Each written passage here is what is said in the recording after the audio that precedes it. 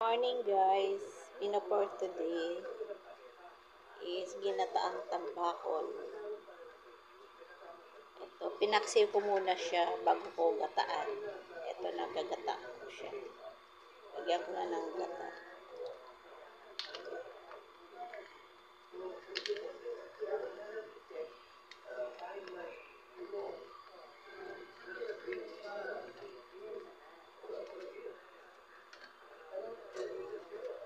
Agata.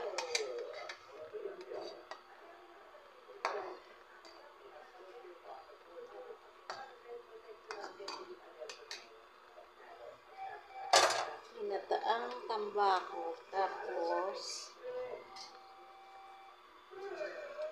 ilalagay ko na tong malunggay.